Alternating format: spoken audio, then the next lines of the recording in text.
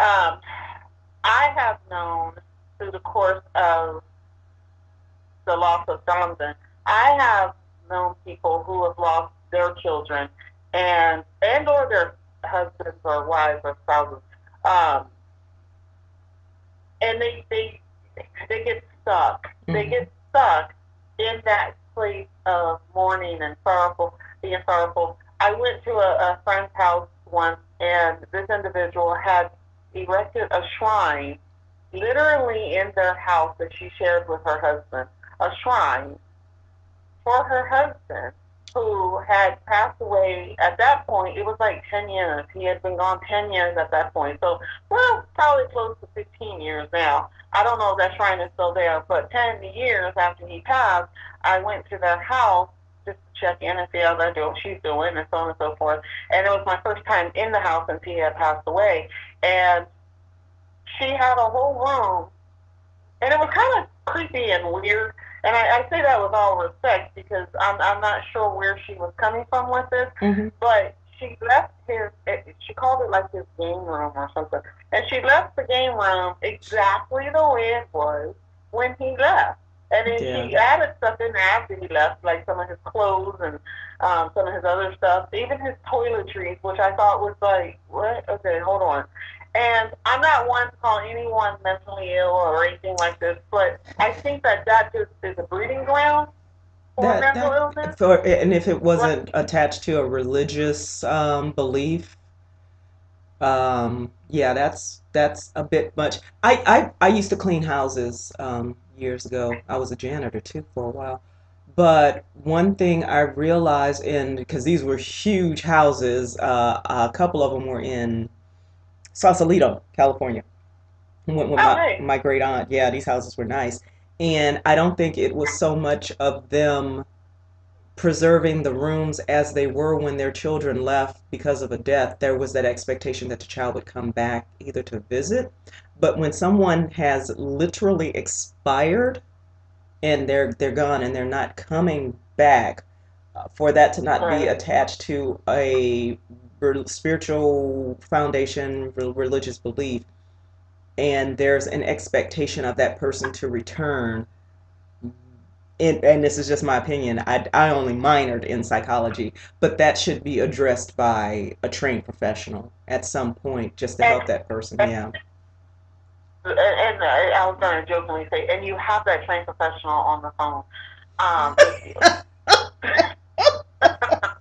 Now, hey, listen, while I majored in psychology, that was not my field of Yeah. practice. It wasn't, right? Because I found, and when people hear this, they're probably like, who is this person?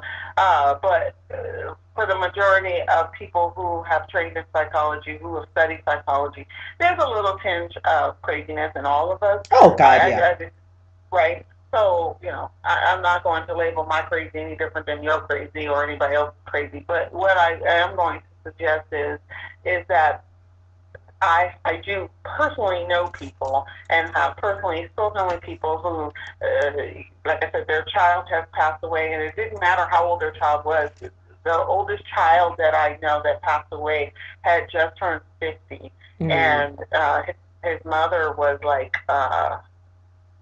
80, I think, like that at the time. I don't know how old she was, to be honest with you. But anyway, he was 50. He had just turned 50 and he drowned.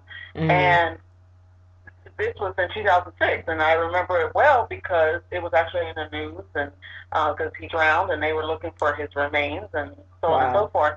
And so 2006, again, not to belabor the point, it's the same year Donovan had passed and her son passed maybe, I don't know, 3 months, 4 months after Donovan. And the morning that she went into, it scared me because as I was coming out of my morning, she was still in her morning and Mm. she was deep in her morning. And here we are in 2019, she's still alive and breathing. She's still in mourning. Mm. She, and it's sad because again, I think this, and Gail, you or someone else may disagree with me on this point, but I think that at some point you have to make a choice. You have to make a decision that through this law, whatever it is, whatever it is, that either I'm going to come out of this and I'm going to come out of it stronger and better, or I'm going to stay here and I'm going to die, maybe literally or figuratively. But for me, and it's for me, I had made a decision that if I was laid on that couch at my mother and father's house after Donovan died, if I laid there and died, then what am I showing Donovan? Because I do believe, and you know my spirituality, I do believe that he's in heaven. I do believe that he is watching down and he can see and he can still bring himself around me, and I still feel him around me. I do believe this. And he was one of the main reasons, actually, he was the only reason that I continued with pursuing my education, because I wanted him in real life while he was here. I wanted him to understand the importance of education that I had. So I pursued my education because of Donovan. Just because he's not physically here anymore, I thought to myself, if I just laid here and died, literally or figuratively, Right. what have I said Donovan's existence was all about? If I die, I can't speak of him anymore. If I just shriveled up and not taking care of myself and looking crazy and acting crazy, and I use that word loosely. But if I'm not caring for myself, what kind of testimony am I making of Donovan's existence? Yeah. Because I'm going to go back to this for a second, because at his funeral, and I'm in the process of writing my book, and I'm going to finish this book here shortly, but at his funeral, I was amazed. As it was a standing room only. We had people out on the lawn. I was there. I remember. Right, and I was amazed, and as I'm writing this book and I'm reflecting back, I was like, oh my goodness, I was so amazed as to how many people were there and who came. He had, no, seriously, and I thought about this, Gail, and it was really kind of weird, because I even had to confer with my mom, because I was like, maybe I'm just, selective memory, practicing my selective memory here. But I said, he had dignitaries at his funeral. Right, at 4, yeah.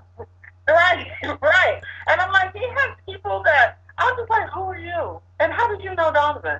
And so after he passed and I'm laying on that sofa and I'm thinking all of these things and my mind is all over the place and not really anywhere at the same time. On the flip side of that, I was like, if I just gave up, what was his life about then? Yeah. His life was a purpose. There was a purpose. There was a plan, and there was a purpose for his life. And we'll touch on that, I'm pretty sure, at some other point, because to me it is a very deep conversation as to how I was able to come out of this loss, this devastating loss, and come out better and stronger than I was prior to the loss. And that's where I was circling back to, and I apologize. I'm belaboring the point. That also comes with, again, a good support system along with the therapy and, dare I say, and not to encourage, drink responsibly, liquor. Because I was in the bathroom most of that time blowing snot bubbles because I don't handle the death of children well. My mother prepared me for him. You were in the bathroom at the house? I was in the bathroom at the house, at the reception area where the repast was. I cried so much, I almost dehydrated myself. But the unfortunate reality is, his was not the first funeral of a child I went to. And the saddest part, the first time I went to the funeral of a child, I was in the hospital, and that was my godbrother's son, little Chris. And the little guy was just 7 days old. His mother, who had just went through this horrific situation, had to calm down, had to, stop mourning to calm me down. I'm like, Gail, you got to pull it together. This is not okay. But I was a blubbering heap of a mess. I could not handle that. And I think because we don't understand that, right? I mean, if you're 85, then it's like, okay, yes, we're going to be sad that you leave us, and we're going to mourn you. Right. But when you're a little kid, it's like our mind doesn't. It's very difficult to wrap our minds around it. Yeah. So, Gail, no, I didn't. This is something I'm just learning now that you were in the. That I could have come and consoled you because I would have told you, Gail, it's all No, okay. because your mother would have cussed me out. Why? Why? She wouldn't have cut you out there. We got to get her on the phone. We are. We got to get her on the phone one day because I think this, Gail, right? First of all, there is a reason why it matters to you. First of all, right? Yeah. I mean, I went to a funeral. Well, shortly after, actually, it was like 2008. I went to a funeral of two kids that died tragically died. And I'm not going to mention the community or the culture that I was, the funeral I was attending, because that might cause some problems down the line. But what I want to say is that they had a really interesting way of expressing their sadness and their mourning. And when people got up to speak, and I was like just taken back, because I'm like, wow, they got up to speak. Because the kids died tragically.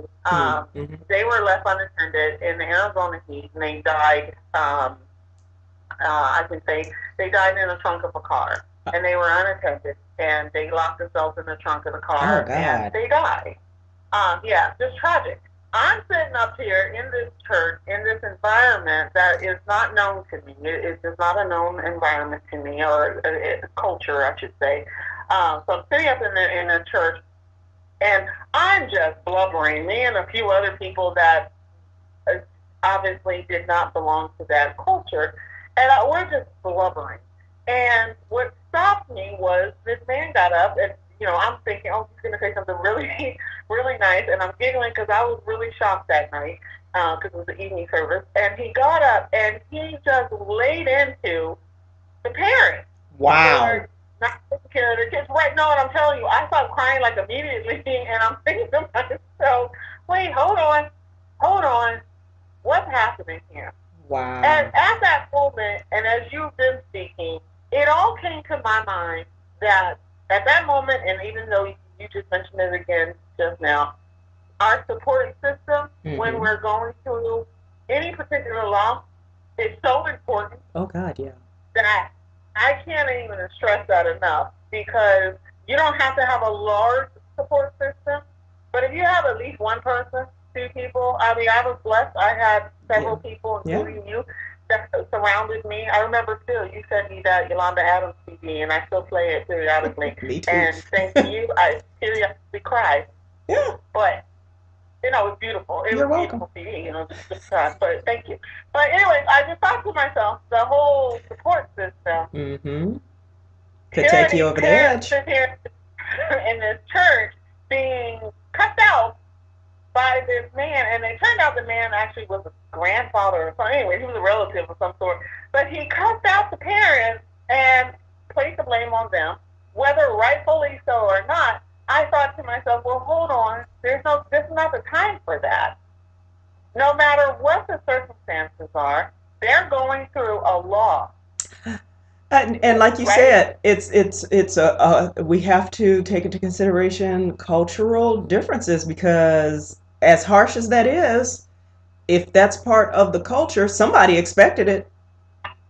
Well, I think this is what I took from it, and I could be 100% wrong. I may have to tap back into that culture and ask, but I think several people were just like, wait, what? Hold on, let's take a time out, because then the next person that got up apologized for the previous person's comment, and I just thought to myself, again, and you're not wrong, because we do need to take in consideration culture and how culture dictates how we respond to certain things.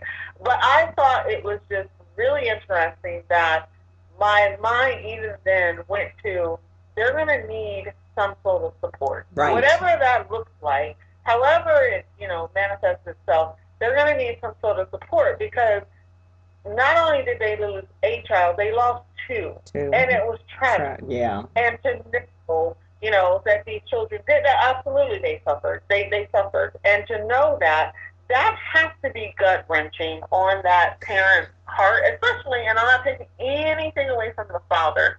Yeah. But I'm gonna just focus for a second, because I am a mother, when you carry that person for 9 months, 10 months, whatever the duration is, that's debatable. The 50 9 months, weeks. huh? Isn't it 50 weeks, something like that? Good Lord.